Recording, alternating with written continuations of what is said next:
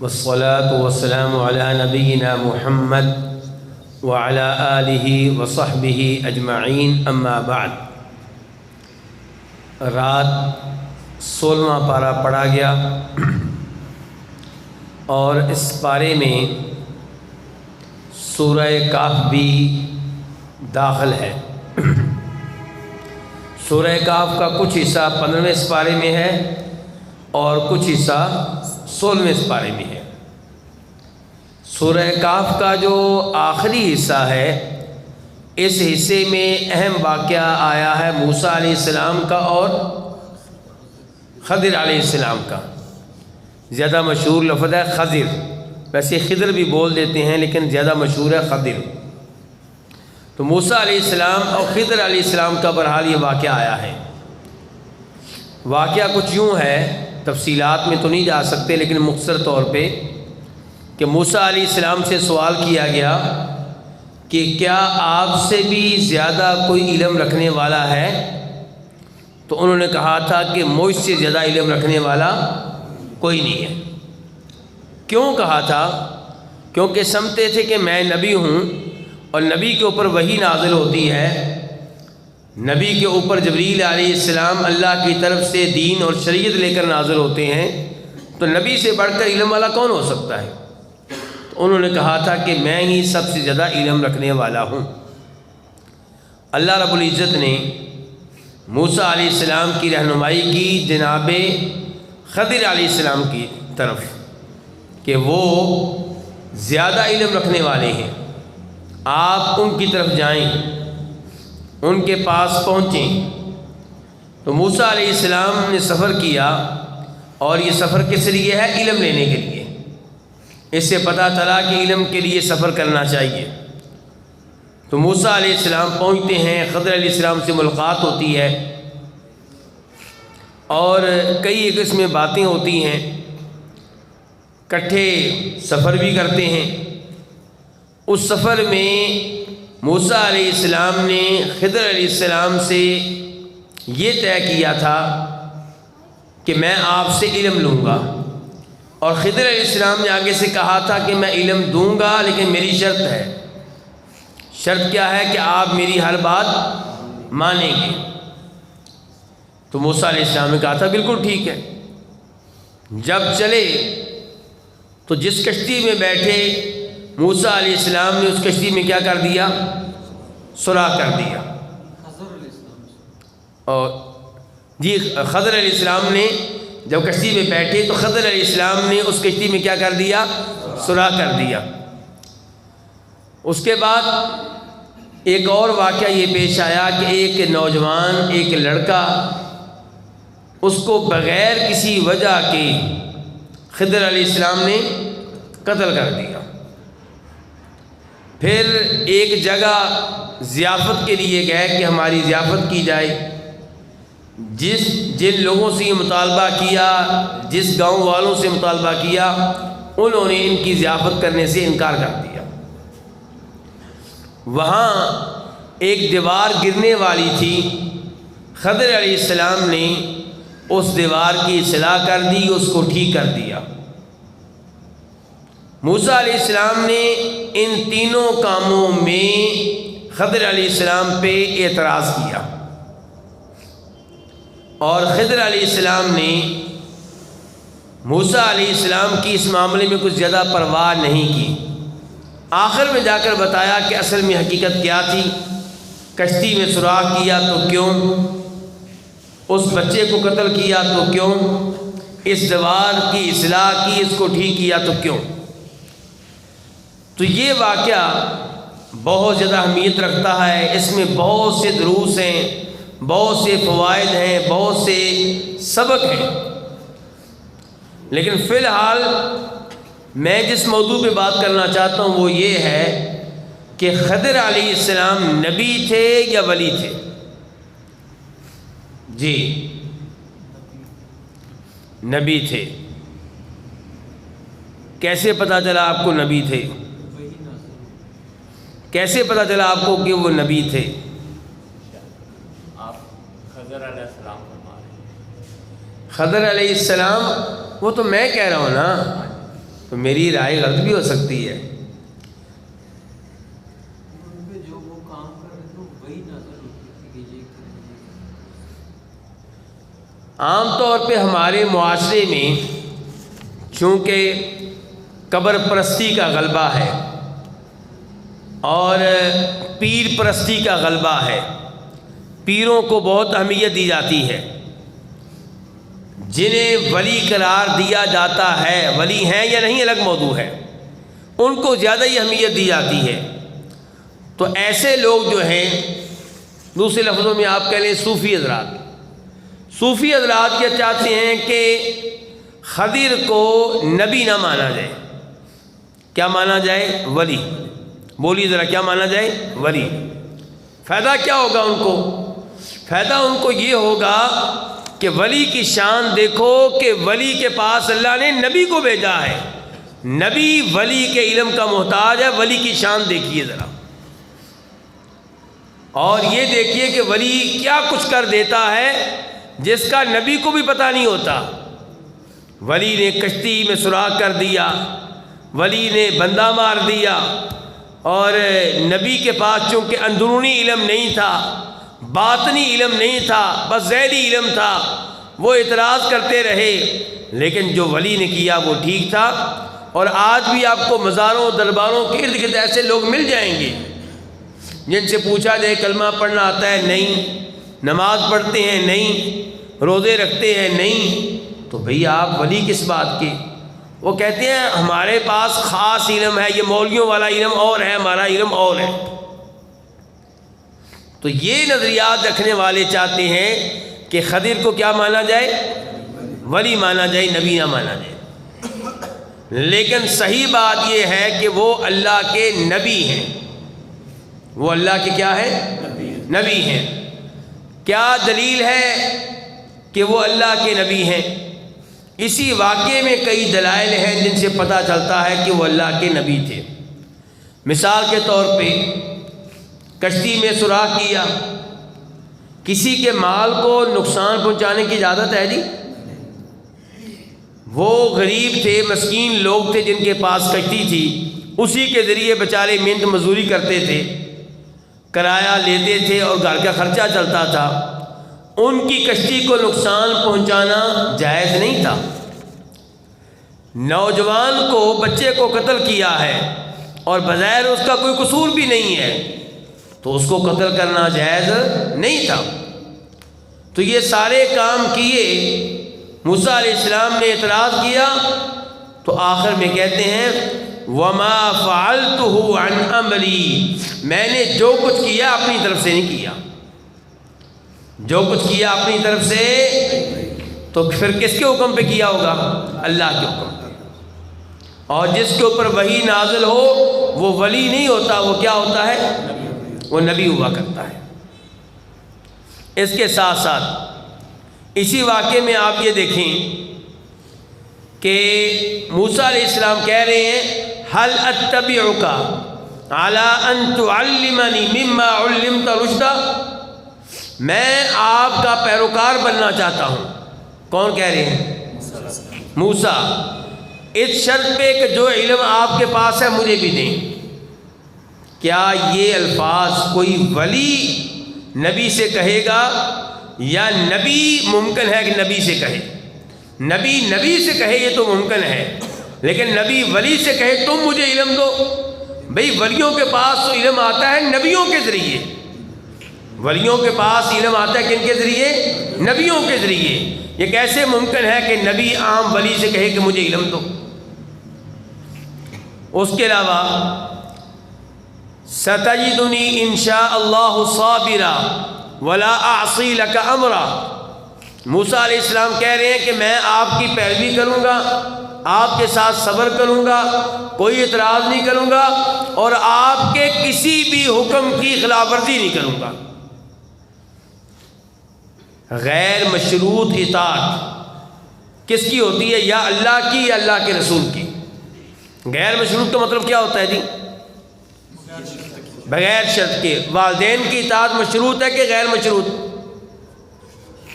مشروط. کہ آپ کا ابا جی وہ آرڈر مانوں گا جو شریعت کے خلاف نہ ہوگا، ورنہ نہیں مانوں گا۔ خاوند کی اطاعت مشروط ہے، لیکن اللہ کے رسول کی اطاعت کیا ہوتی ہے؟ غیر مشروط۔ اور یہاں پہ موسیٰ علیہ السلام کہہ رہے ہیں غیر مشروط اطاعت، آپ کا ہر آرڈر مانوں گا۔ اگر ہوتے خضر غیر نبی ان کے ولی تو موسیٰ کہتے آپ کا ہر وہ آرڈر مانوں گا جو شریعت کے خلاف نہیں ہوگا، لیکن وہ تو کہہ رہے ہیں ولا اعصی لک امرا، جو بھی آرڈر آپ نے دے دیا میں مانوں گا۔ اس سے بھی پتہ چلا کہ وہ کیا تھے؟ وہ نبی تھے۔ اچھا شیخ جو کہتے ہیں فرشتے تھے، اور اس کے بعد یہ ایت بھی کہ خضر علیہ السلام نے کہا موسیٰ علیہ السلام سے کہ آپ اس چیز پہ صبر کر ہی نہیں سکتے جس کی حقیقت کا آپ کے پاس علم نہیں ہے۔ علی ما لم تحط به خبرا وکیف تصبر علی ما لم تحط به خبرا، آپ کیسے صبر کر سکیں گے ان امور پہ جن کی حقیقت کا آپ کو علم ہی نہیں ہے۔ خضر کو علم ہے، موسیٰ علیہ السلام کو علم نہیں ہے۔ اس سے پتہ چلا کہ وہ بھی نبی ہیں اور یہ بھی نبی ہیں۔ کچھ معلومات ایک نبی کے پاس تھیں، کچھ معلومات دوسرے نبی کے پاس تھیں۔ تو ان سارے دلائل سے یہ پتہ چلتا ہے کہ خضر علیہ السلام کیا تھے؟ وہ نبی تھے، اور وہ صرف ولی نہیں تھے، ہر نبی ولی بھی ہوتا ہے۔ تو یہ آپ کہہ سکتے ہیں وہ ایسے ولی تھے کہ جو نبی تھے، اور موسیٰ علیہ السلام بھی ولی ہے اور نبی ہے۔ کچھ کہنے والوں نے کہا کہ فرشتے تھے، لیکن اس کی کوئی دلیل نہیں ہے۔ کہنے والوں نے اس کے علاوہ بھی بہت کچھ کہا ہے، اور اس موضوع کو پڑھیں گے تو بڑی لمبی چوڑی تفصیلات ملیں گی، لیکن بغیر کسی دلیل کے۔ جس قول کو اہل تحقیق اور محقق علماء کرام نے اختیار کیا ہے وہ یہی ہے کہ وہ اللہ کے نبی تھے۔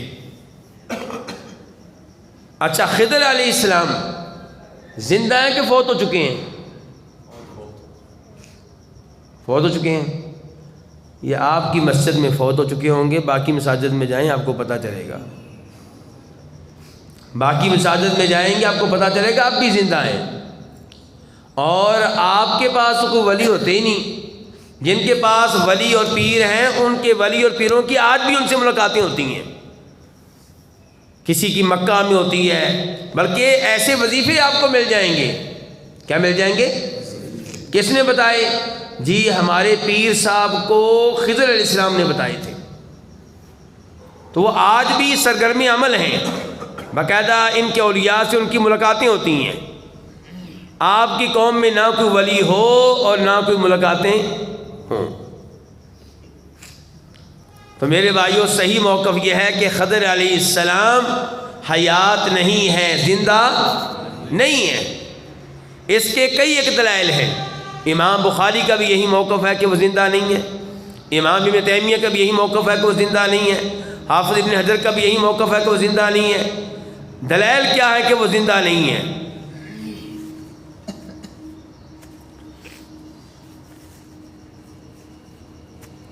پہلی بات تو یہ ہے، دلیل ہم نے نہیں دینی، دلیل وہ دے گا جس نے یہ عجیب و غریب دعویٰ کیا ہے کہ وہ ابھی بھی حیات ہیں۔ دوسرے نمبر پہ ہم یہ کہتے ہیں کہ اگر وہ حیات ہوتے تو نبی علیہ السلام کی آ کر بیعت کرتے، آپ کے اوپر ایمان لے کر آتے، آپ کی اتباع کرتے، جہاد میں آپ کے ساتھ شریک ہوتے۔ اور ایک دلیل جو اس سے زیادہ واضح ہے وہ یہ کہ بخاری شریف کی حدیث ہے، نبی علیہ السلام نے فوت ہونے سے ایک ماہ پہلے، فوت ہونے سے ایک ماہ پہلے عشاء کی نماز کے بعد درس دیا تھا، تقریر کی تھی، خطبہ دیا تھا، اور اس میں آپ نے کہا تھا کہ جتنے بھی لوگ آج اس روئے زمین پہ موجود ہیں ان میں سے کوئی ایسا نہیں ہے جو آئندہ 100 سال کے بعد بھی رہے گا، بلکہ سارے کے سارے 100 سال کے اندر اندر فوت ہو جائیں گے۔ تو فرض کر لیتے ہیں کہ خضر زندہ تھے نبی علیہ السلام کے زمانے میں، تب بھی وہ آئندہ 100 سال کے اندر فوت ہو چکے ہوں گے۔ تو اس لیے یہ کہنا کہ خضر علیہ السلام زندہ ہیں اور انہوں نے آب حیات پی رکھا ہے. کیا پی رکھا ہے جی؟ آب حیات. یہ کیا چیز ہوتی ہے کہ جس نے یہ پانی پی لیا اس کے اوپر موت نہیں آئے گی؟ آب حیات. آپ کس کو کہتے ہیں؟ اور حیات، ہاں زندہ رہنے والا پانی. تو یہ سب غلط باتیں ہیں، فضول باتیں ہیں، ان کی کوئی حیثیت نہیں ہے. توحید بہت بڑی نعمت ہے.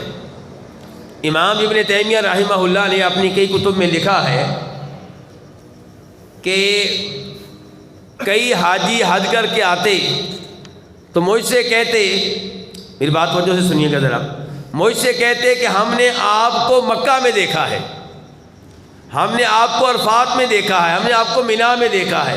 یہ کون کہتے؟ حاجی کہتے. کس سے؟ امام تیمیہ سے. تو امام تیمیہ کہتے ہیں میں تو گیا ہی نہیں، میں تو ادھر تھا.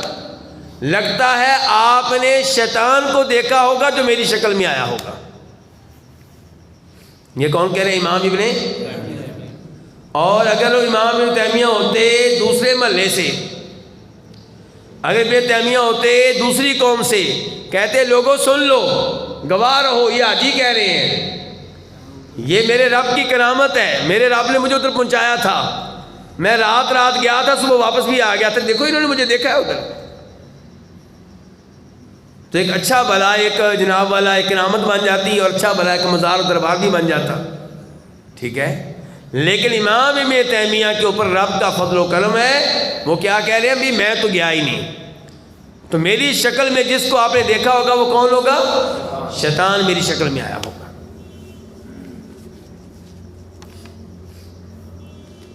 تو یہ جو کہتے ہیں نا ہماری ملاقات ہوئی ہے کس سے؟ خضر علیہ السلام سے عرفات اور مینا و مکہ میں. تو اس واقعے سے آپ اندازہ لگا سکتے ہیں کہ ملاقات کس سے ہوئی ہوگی. ملاقات کس سے ہوئی ہوگی یہ بتانا چاہتا ہوں. آج کے درس کی آیت نمبر 2 اور سورہ کاف کی آیت نمبر 82 وَأَمَّا الْجِدَارُ فَكَانَ لِغُلَامَيْنِ يَتِيمَيْنِ فِي الْمَدِينَةِ وَكَانَ تَحْتَهُ كَنْزٌ لَهُمَا وَكَانَ أَبُوهُمَا صَالِحًا فَأَرَادَ رَبُّكَ أَنْ يَبْلُغَا أَشُدَّهُمَا وَيَسْتَخْرِجَا كَنْزَهُمَا رَحْمَةً مِّن رَبِّكَ. موسیٰ علیہ السلام کے ساتھ خضر علیہ السلام نے جو 3 ایسے کام کیے جو موسیٰ علیہ السلام کے لیے عجیب و غریب تھے، ان میں سے ایک کیا تھا کہ اس قوم کی دیوار کو ٹھیک کر دیا جس قوم نے ان کی ضیافت ہی نہیں کی، ان کی مہمان نوازی ہی نہیں کی. تو اس کے اوپر بھی موسیٰ علیہ السلام نے اعتراض کیا اور کہا اگر آپ چاہتے تو دیوار ٹھیک کرنے سے پہلے ان کے ساتھ مزدوری طے کر لیتے، وہ ہمیں مزدوری دیتے، ہمارے کھانے کا بندوبست ہو جاتا، ان کی دیوار ٹھیک ہو جاتی. تو موسیٰ علیہ السلام نے یہ اعتراض کیا. خضر علیہ السلام نے پھر کیا جواب دیا تھا اس کا؟ کہا جہاں تک تعلق ہے دیوار کا، میرے بھائیو دھیان سے، آپ کی نیکی کس کس کے کام آتی ہے ذرا دھیان سے سنیں. کہا جہاں تک تعلق ہے دیوار کا تو یہ 2 یتیم بچوں کی تھی، اور اس دیوار کے نیچے ایک بڑا خزانہ ہے. عبدالنال بھائی دیوار کے نیچے کیا ہے؟ بہت بڑا خزانہ ہے. تو اللہ رب العزت نے چاہا کہ بچوں کے لیے خزانہ کیا رہے؟ محفوظ رہے. یعنی کہ اگر دیوار گر جاتی تو کیا ہونا تھا؟ خزانہ نکل آتا، کسی نہ کسی کی نگاہ پڑ جاتی. لیکن اللہ نے اس خزانے کو محفوظ رکھنا چاہا. کیوں بھائی؟ کس لیے؟ فرمایا وَكَانَ أَبُوهُمَا صَالِحًا. ان بچوں کا باپ بڑا نیک آدمی تھا، اور باپ کی نیکی مرنے کے بعد بھی کس کے کام آ رہی ہے؟ بچوں کے کام آ رہی ہے. آپ کی نیکی آپ کے بچوں کے کام آئے گی. نیکی کا راستہ موجودہ ایام کے لحاظ سے بھی عمدہ راستہ ہے، سکون ملتا ہے، اور آخرت کے لحاظ سے بھی عمدہ راستہ ہے، جنت ملتی ہے. اور آخرت سے پہلے آپ کی اولاد کے لیے بھی اچھا راستہ ہے، آپ کی نیکی آپ کی اولاد کے کام آتی ہے. تو یہ اہم نقطہ ہے. وَكَانَ أَبُوهُمَا صَالِحًا. اللہ نے اس خزانے کی حفاظت کیوں کی؟ کیونکہ ان یتیم بچوں کا باپ کیا تھا؟ نیک آدمی تھا۔ آج کے درس کی آیت نمبر 3، 4، 5، 6، 7، 8 اور آغاز ہو چکا ہے سورہ مریم کا۔ سورہ یا اخت ہارون ما کان ابوک امرأ سوء وما کانت امک بغیہ۔ سیدہ مریم شادی کے بغیر ہی ماں بن چکی ہیں۔ سیدہ مریم کے بچے کا نام کون سا بچہ بتائے گا؟ یہ ہمارے پاس 2 بچے موجود ہیں۔ سیدہ مریم کے بچے کا نام بیٹا نہیں پتا؟ سیدہ مریم کے بچے کا نام عیسیٰ علیہ السلام۔ دے جی انعام دے جی بچے کو، آئیں جی۔ بچے کا نام کیا ہے؟ عیسیٰ۔ سوال تو مشکل نہیں تھا لیکن آخر انعام تو دینے ہیں، انعام نہیں۔ تو عیسیٰ علیہ السلام کو اٹھائے ہوئے سیدہ مریم آئی ہیں۔ اب قوم حیران، اور شریف خاندان سے تعلق رکھنے والی یہ مریم بچہ کہاں سے لے آئی؟ انہوں نے کہا یا اخت ہارون، او ہارون کی بہن، نہ تیرا باپ بدکار تھا نہ تیری ماں بدکار تھی، تو ہارون کی بہن ہے، یہ کام کیا تو نے، یہ حرکت کی ہے تو نے۔ سوال یہ ہے وہ سوال جس کے اوپر انعام ملے گا انشاءاللہ، اچھا انعام ملے گا۔ ہارون کی بہن سیدہ مریم، وہ کیسے؟ یہ مجھے جو نقطہ سمجھا دے گا اس کو انعام ملنا ہے، اور اس کے اوپر میرے خیال میں کم از کم 200 روپیہ انعام ملنا چاہیے، لیکن جو سمجھائے گا آپ میں سے مجھے جلدی کریں۔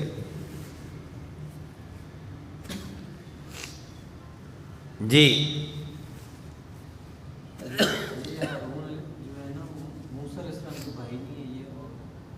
یہ اور ہے، اللہ آپ کو جزائے خیر دے۔ آ جائیے آ جائیں، ماشاءاللہ دیں جی، آئیں جی، آئیں انعام لیں۔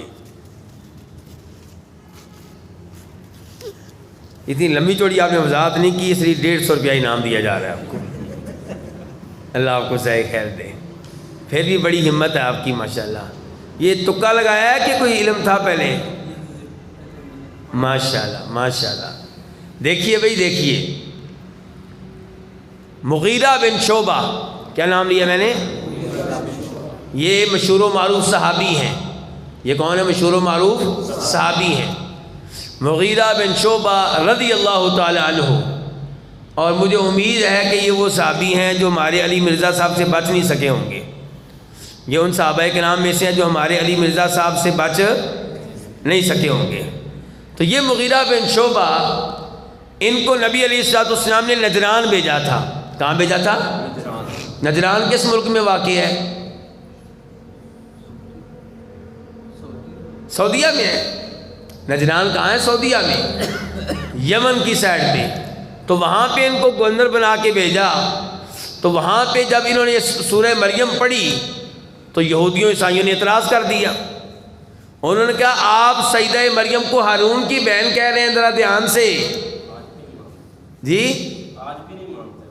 جی آپ کہہ رہے ہیں کہ سیدہ مریم یہ ہارون کی بہن ہے۔ ہارون موسیٰ علیہ السلام کے بھائی ہیں۔ موسیٰ علیہ السلام اور ہارون علیہ السلام اور عیسیٰ علیہ السلام کے درمیان صدیوں کا وقفہ ہے، فاصلہ ہے۔ تو کہنا یہ چاہتے ہیں کہ تمہارا قرآن کیا ہے؟ غلط ہے۔ تمہارا قرآن نعوذ باللہ کیا ہے؟ غلط ہے۔ تو مغیرہ بن شعبہ جب مدینہ آئے تو نبی علیہ السلام سے اس موضوع پہ بات کی۔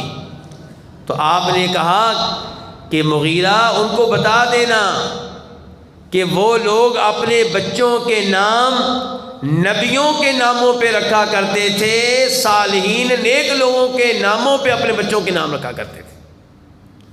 یعنی کہ سیدہ مریم کے والد نے اپنے بیٹے کا نام نبی ہارون کے نام پہ رکھا ہے، سمجھے نا؟ تو وہ ہارون تو نبی تھے جو موسیٰ علیہ السلام کے بھائی ہیں، اور سیدہ مریم کے بھائی ہارون جو ہے یہ نبی نہیں ہیں، لیکن ایک شریف آدمی تھے، معزز آدمی تھے، نیک آدمی تھے، اسی لیے ان کو تانا دیا جا رہا ہے۔ کس کو تانا دیا جا رہا ہے؟ سیدہ مریم کو۔ اور ہارون کی بہن ہو کے تو نے یہ کیا کیا ہے؟ فَأَشَارَتْ إِلَيْهِ۔ اب سیدہ مریم نے چپ کا روزہ رکھا ہوا تھا۔ کون سا روزہ؟ خاموش رہنے کا روزہ۔ جی ہاں، خاموش رہنے کا روزہ رکھا ہوا تھا، اس لیے انہوں نے اشارہ کر دیا۔ اشارہ کدھر کیا؟ بچے کی طرف۔ انہوں نے کہا بھی کیف نکلم من کان فی المہد صبیا، بچہ ابھی چھوٹا ہے، بولنے کی عمر میں نہیں ہے، گود کا بچہ ہے، اس سے ہم کیا سوال کریں، کیا پوچھیں، وہ کیا جواب دے گا؟ قال انی عبد اللہ، بچہ بول پڑا جی، بچہ بول پڑا۔ بچے نے کہا انی عبد اللہ، میں اللہ کا بندہ ہوں۔ غور کیجئے ذرا، عیسائی کیا کہتے ہیں؟ عیسیٰ علیہ السلام کیا ہے؟ معبود ہیں، یا تین معبودوں میں سے ایک ہیں، یا اللہ کے بیٹے ہیں۔ اور عیسیٰ علیہ السلام کا پہلا جملہ بتا رہا ہے کہ نہ معبود ہوں، نہ تین معبودوں میں سے ایک ہوں، نہ اللہ کا بیٹا ہوں، انی عبد اللہ، میں اللہ کا بندہ ہوں۔ آتانی الکتاب وجعلنی نبیا، اللہ نے مجھے کتاب دینی ہے، اللہ نے کتاب مجھے جو دینی ہے تقدیر میں لکھا ہوا ہے۔ وجعلنی نبیا، اور میری تقدیر میں یہ بھی لکھا ہوا ہے کہ اللہ نے مجھے نبی بنانا ہے۔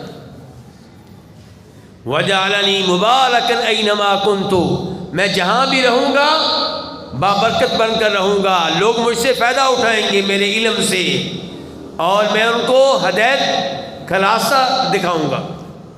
وَأَوْصَانِي بِالصَّلَاةِ وَالزَّكَاةِ مَا دُمْتُ حَيًّا، اللہ نے مجھے وصیت کی ہے، مجھے تاکیدی حکم دیا ہے کہ جب تک زندہ رہوں نمازیں پڑھتا رہوں، زکوٰۃ دیتا رہوں۔ اور میرے بھائیوں کتنے آپ خوش نصیب ہیں، آپ نے نماز پڑھی ہے، وہ والی عبادت کی ہے جو پرانے نبی بھی کرتے رہے ہیں۔ آپ کا تعلق نبیوں سے جا کے قائم ہو جاتا ہے، آپ زکوٰۃ دیتے ہیں جو نبی دیتے رہے ہیں۔ اور اس سے پتہ چلا کہ نمازیں کب تک پڑھنی ہے آپ نے جی؟ جب تک موت نہ آ جائے۔ وَاعْبُدْ رَبَّكَ حَتَّى يَأْتِيَكَ الْيَقِينُ، اور یہاں پہ بھی کیا؟ مَا دُمْتُ حَيًّا، اور آپ کے معاشرے میں آپ کو ایسے لوگ ملیں گے جو نمازیں نہیں پڑھتے، لوگ پھر بھی ان کو پیر مانتے ہیں، ولی مانتے ہیں۔ اعتراض کریں وہ کہتے ہیں پیر صاحب پہنچ گئے۔ پیر صاحب کیا ہو گیا جی؟ ہاں پہنچ گیا جی، اب کیا ہو گیا؟ اب نمازیں معاف۔ اور صحابہ کرام میں سے کسی صحابی کو نمازیں معاف نہیں ہوئیں، نبیوں میں سے کسی نبی کو نمازیں معاف نہیں ہوئیں۔ عیسیٰ علیہ السلام کہہ رہے ہیں مجھے نماز پڑھنے کا حکم ہے اس وقت تک جب تک میں زندہ تھا۔ وَبَرًّا بِوَالِدَتِي، اور اللہ نے مجھے اپنی والدہ کے ساتھ نیکی کرنے والا بنایا ہے، ان کی اطاعت کرنے والا بنایا ہے، ان کی خدمت کرنے والا بنایا ہے۔ وَلَمْ يَجْعَلْنِي جَبَّارًا شَقِيًّا، اللہ نے مجھے سرکش نہیں بنایا، نافرمان نہیں بنایا۔ تو یہ ہے جی عیسیٰ علیہ السلام، اور یہ ہے ان کا تعارف۔ اس کے بعد آج کے درس کی آیت نمبر 9 اور سورہ مریم کی آیت نمبر 42۔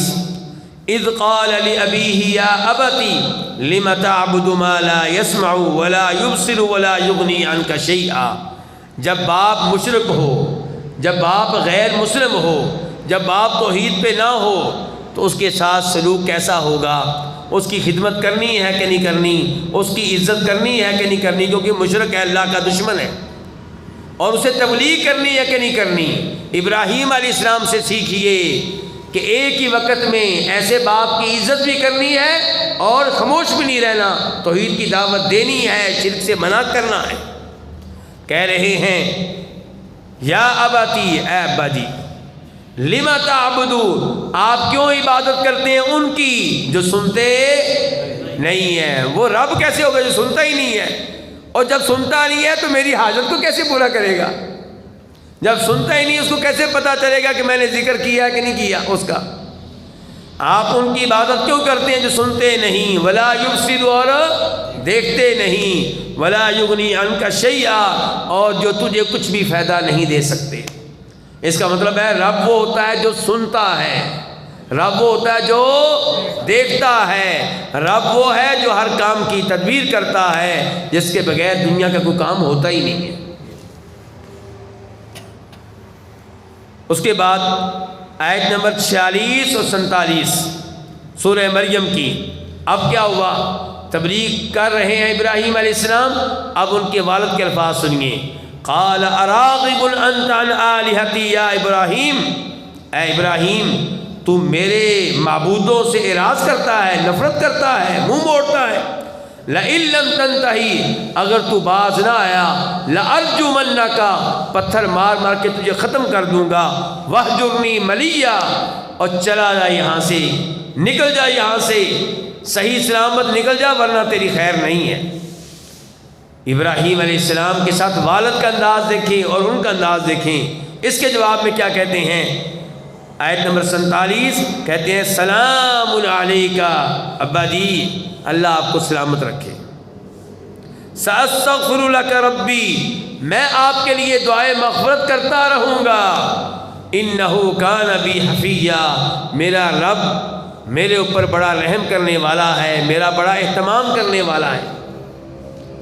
تو یہ ہے میرے بھائیوں کہ چاہے آپ کا باپ غیر مسلم ہو، چاہے بے نماز ہو، بدتمیزی نہیں کرنی، گستاخی نہیں کرنی، توہین نہیں کرنی، دنیاوی لحاظ سے اچھا سلوک کرنا ہے، والد کو تحفے بھی دینے ہیں، والد کی خدمت بھی کرنی ہے، لیکن نماز پڑھنے کی ترغیب بھی دینی ہے، توحید اپنانے کی ترغیب بھی دینی ہے، شرک سے منع بھی کرنا ہے۔ پھر اس کے بعد ہے سورہ طٰہٰ۔ سورہ طٰہٰ کی بس ایک دو آیتیں آپ کے سامنے رکھوں گا۔ پہلے نمبر پہ آیت نمبر 42، 43، 44۔ اذهب انت واخوک بآیاتی ولا تنیا فی ذکری، اے موسیٰ آپ اور آپ کے بھائی ہارون میری نشانیاں لے کر کس کے پاس جاؤ؟ فرعون کے پاس۔ ولا تنیا فی ذکری، اور مسلسل میرا ذکر بھی کرتے رہو۔ فرعون کے پاس جانا ہے، آپ سچے ہیں، حق میں ہیں، اس کے باوجود مدد لینی ہے اللہ کے ذکر سے، اللہ کے ذکر کرتے رہنا آپ نے۔ اذهبا الى فرعون انه طغى، فرعون کی طرف جائیے، وہ بڑا سرکش ہو چکا۔ فقولا له قولا لینا، فرعون جو اپنے آپ کو رب کہتا تھا، اللہ تعالیٰ کہہ رہے ہیں دونوں سے۔ کن دونوں سے بیٹا؟ بچہ بتائیے کن دونوں سے بیٹا؟ فرعون سے، وہ تو بالکل چھوٹا ہے۔ ہاں جی چلیں کون بتائے گا اللہ تعالیٰ کن دونوں سے کہہ رہے ہیں؟ ہاتھ کھڑا کریں ذرا۔ وہ آپ نے ہاتھ کھڑا کرنے سے پہلے ہی بتا دیا، حاجی صاحب نے بتایا۔ چلے حاجی صاحب کو اللہ جزائے خیر دے۔ چلیں جی، تو اللہ تعالیٰ موسیٰ علیہ السلام، ہارون علیہ السلام سے کہہ رہے ہیں کہ فرعون سے بات نرمی سے کرنی ہے، حالانکہ وہ اپنے آپ کو رب کا شریک کہتا ہے، میں رب ہوں کہتا ہے۔ اللہ تعالیٰ کہتے کہ جاتے ہی اس کو کوڑے مارنے ہیں، جاتے ہی ایک دفعہ اس پہ حملہ کر دینا، دیکھا جائے گا بعد میں کیا ہوتا ہے۔ نہیں، دعوت و تبلیغ کا انداز نرمی سے، پیار سے، اللہ تعالیٰ کہہ رہے ہیں نرمی سے اس سے بات کرنی ہے۔ تو میرے بھائیوں اس سے سیکھیں کہ میرے گھر میں، آپ کے گھر میں، میرے رشتہ داروں میں، آپ کے رشتہ داروں میں، دوستوں میں اگر کوئی راہ راست پہ نہیں ہے، بے نماز ہے، کفر و شرک پہ لگا ہوا ہے، تو اس کی اصلاح کیجیے پیار کے ساتھ، محبت کے ساتھ، اخلاق کے ساتھ۔ آخری آیت وَمَنْ أَعْرَضَ عَنْ ذِكْرِي فَإِنَّ لَهُ مَعِيشَةً ضَنْكًا وَنَحْشُرُهُ يَوْمَ الْقِيَامَةِ أَعْمَى، یہ سورہ طٰہٰ کی آیت نمبر 126 ہے۔ اللہ تعالیٰ کہتے ہیں کہ جس نے میرے ذکر سے اعراض کیا، اللہ کے ذکر سے مراد کیا ہے؟ نہیں، اللہ کے ذکر سے کیا مراد ہے؟ یہاں پہ اس سے مراد اللہ کا قرآن ہے، اللہ کا کلام ہے۔ جس نے میرے کلام سے اعراض کیا تو اس کی زندگی بڑی تنگ ہوگی، اور روز قیامت ہم اس کو اندھا کر کے اٹھائیں گے۔ کہے گا اے میرے رب تو نے مجھے اندھا کر کے کیوں اٹھایا ہے؟ میری تو بینائی ہوا کرتی تھی۔ اللہ تعالیٰ کہیں گے کیونکہ تیرے پاس ہماری آیتیں آئیں، ہماری نشانیاں آئیں، ہمارا کلام آیا، تو نے اس سے اعراض کیا، تو نے اس کی طرف توجہ نہیں دی، اس سے منہ موڑا، اس کو بلائے رکھا، ترک کیے رکھا، آج تجھے بھی ترک کر دیا جائے گا۔ تو میرے بھائیوں، اس سے پتہ چلا کہ قرآن کریم سے منہ موڑنا، کئی دن تک تلاوت نہ کرنا، اس کو سمجھنے کی کوشش نہ کرنا، یہ کوئی اچھی بات نہیں ہے۔ اللہ رب العزت سے دعا ہے کہ اللہ تعالی ہمیں قرآن کریم کی خوب تلاوت کرنے کی توفیق عنایت فرمائے، اسے سمجھنے کی توفیق عنایت فرمائے، اس کا معنی مفہوم جاننے کی توفیق عنایت فرمائے۔ اللہ کرے کہ ہم اس عمر میں بھی اس کو یاد کرنے کی کوشش کریں، تاکہ روز قیامت ہم سے کہا جائے پڑھتا جا اور چڑھتا جا۔ وصلی اللہ تعالی علی نبینا محمد وعلی آلہ وصحبہ اجمعین۔